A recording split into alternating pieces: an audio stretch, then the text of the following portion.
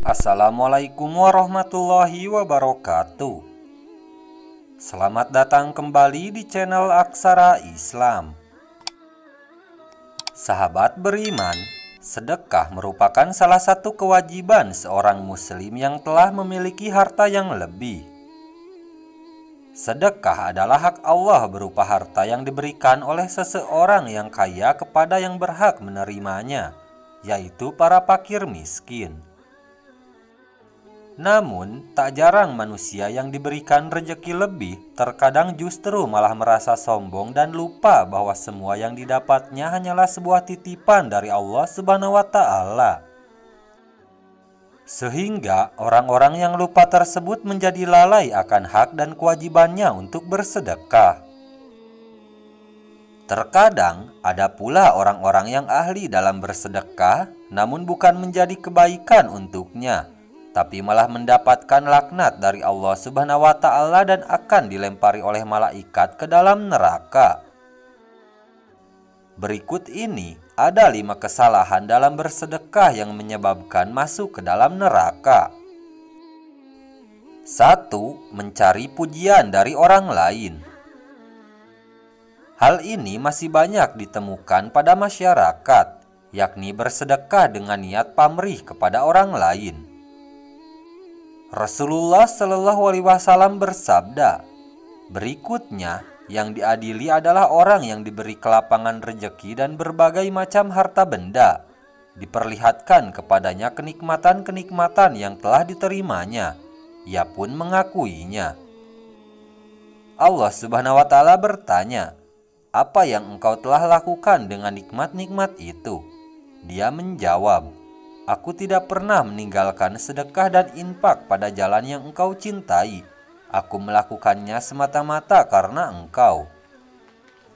Allah berkata, engkau dusta. Engkau berbuat demikian itu supaya dikatakan seorang dermawan, murah hati.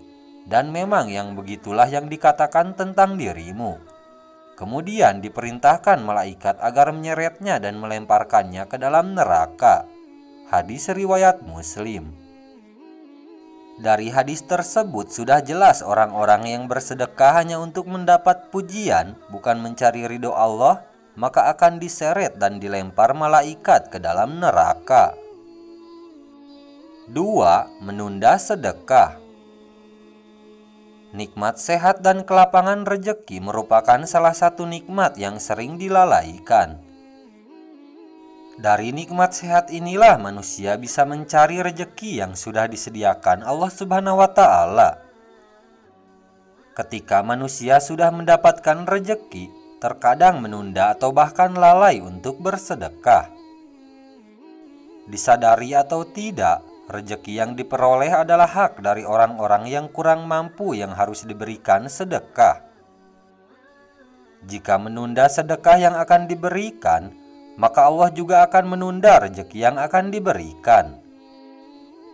Atau bahkan kita akan diperingatkan dengan dicabutnya nikmat sehat untuk sementara.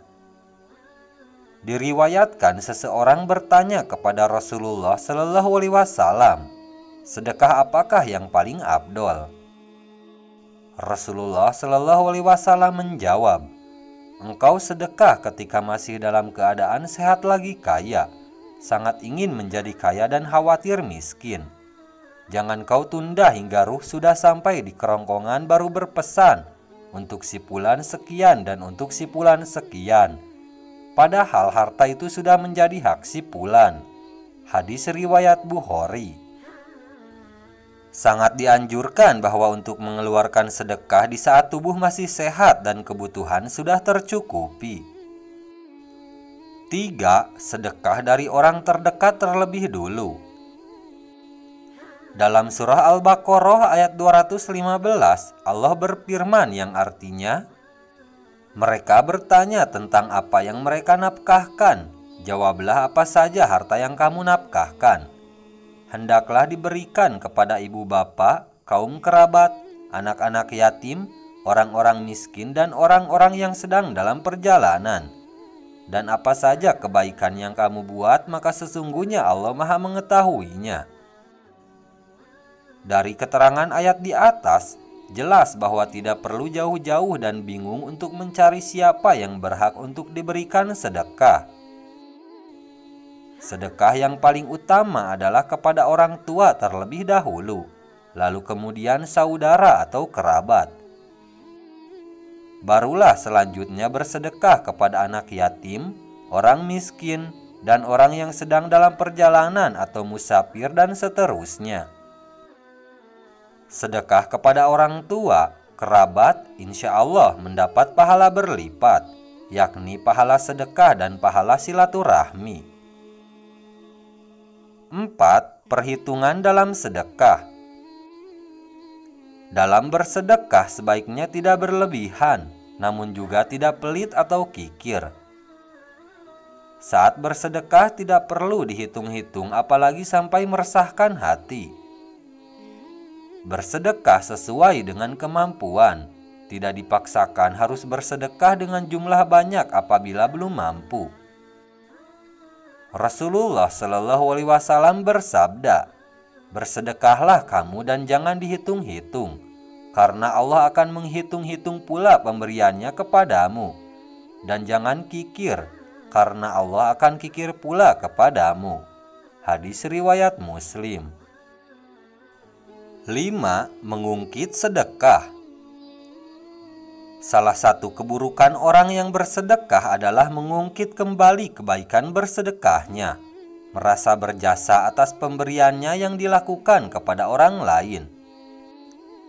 Jika suatu hari terjadi konflik dengan orang yang pernah diberikan sedekah, maka pemberi sedekah akan mulai mengungkit-ungkit kebaikannya. Seolah-olah jika tidak karena bantuannya, maka orang yang diberikan sedekah tersebut tidak bisa apa-apa. Sikap mengungkit-ungkit sedekah merupakan salah satu sikap yang dibenci oleh Allah Subhanahu wa Ta'ala, sebagaimana tersurat dalam surah Al-Baqarah ayat 264. Hai orang-orang yang beriman, janganlah kamu menghilangkan pahala sedekahmu dengan menyebut-nyebut dan menyakiti perasaan si penerima. Sangat tidak dianjurkan untuk mengungkit-ungkit sedekah yang sudah diberikan kepada orang lain. Dengan mengungkit-ungkit sedekah yang pernah diberikan akan membuat si penerima menjadi sakit hati dan akan terputusnya tali silaturahmi.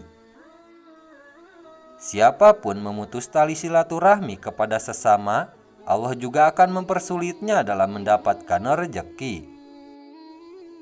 Nah, itu dia sahabat beriman penjelasan 5 ahli sedekah ataupun 5 kesalahan dalam bersedekah yang akan diseret dan dilempar malaikat ke dalam neraka. Sekian dulu video dari kami. Jangan lupa dukung channel Aksara Islam dengan klik tombol subscribe.